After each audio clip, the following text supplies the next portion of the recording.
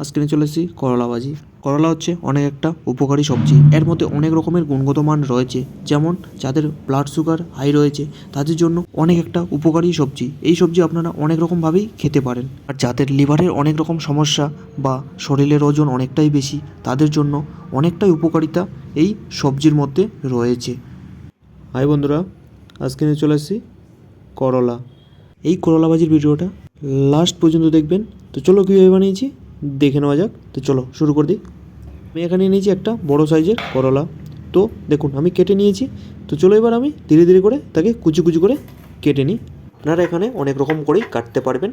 তো চলো করলাটাকে এবার একটা পাত্রের মধ্যে উঠিয়ে রেখে নিই। আর করলা এখানে আপনারা অনেকেই তিতার কারণে পছন্দ করেন না, তো আমি এখানে লবণ দিয়ে কিছুক্ষণ আধা ঘন্টার মতো মেখে রেখে দিব, যার কারণে তিতাটা অনেক কমে যাবে। তো চলো এখানে কিছু পেঁয়াজ, দুটো পেঁয়াজ কেটে নিই কুচি কুচি করে, আর কিছু কেটে নেব কাঁচা লঙ্কা।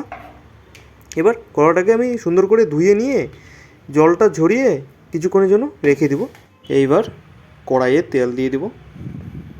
তেল দিয়ে পেঁয়াজগুলোকে প্রথমে হালকা করে আমি এখানে ভেজে নিব। আপনারা একসাথেও দিয়ে দিতে পারেন। আমি এখানে পেঁয়াজটাকে একটু হালকা করে ভেজে নিলাম, তারপর দিয়ে দিব সেই কেটে রাখা করলাগুলোকে। তো চলো এবার আমি সেই করলাগুলোকে দিয়ে ভালো মতো করে মিক্স করে নিই আগে। এইবার করলাটাকে ভালো মতো ভেজে নেওয়ার জন্য যা যা লাগে এক এক করে দিয়ে দিব। যেমন দিয়ে দিব এখানে হলুদ গুঁড়ো, কাশ্মীরি লঙ্কার গুঁড়ো, কিছু দিয়ে দিব লবণ, পরিমাণ মতো লবণ দিয়ে দিবেন। তারপর সেগুলোকে ভালো মতো মিক্স করে নেব। তারপর পরিমাণ মতো ঝাল বুঝিয়ে আপনারা দিয়ে দিবেন কিছু কাঁচা লঙ্কা। তারপর চলো এগুলাকে এবার আমি ভালো মতো মিক্স করে নিয়ে একটুখানি জল দিলে ভাজার সাথে সাথে একটু সিদ্ধ হয়ে যাবে, তাহলে ভাজাটা ভালো মতো লাগবে। তো চলো এইভাবে আমি আস্তে আস্তে করে করলাটাকে ভেজে নিই। আর আস্তে আস্তে করে নাড়তেই থাকতে হবে, নাড়া বন্ধ করলে হবে না। তো চলো আস্তে আস্তে করে ভেজে নিই করলাটাকে।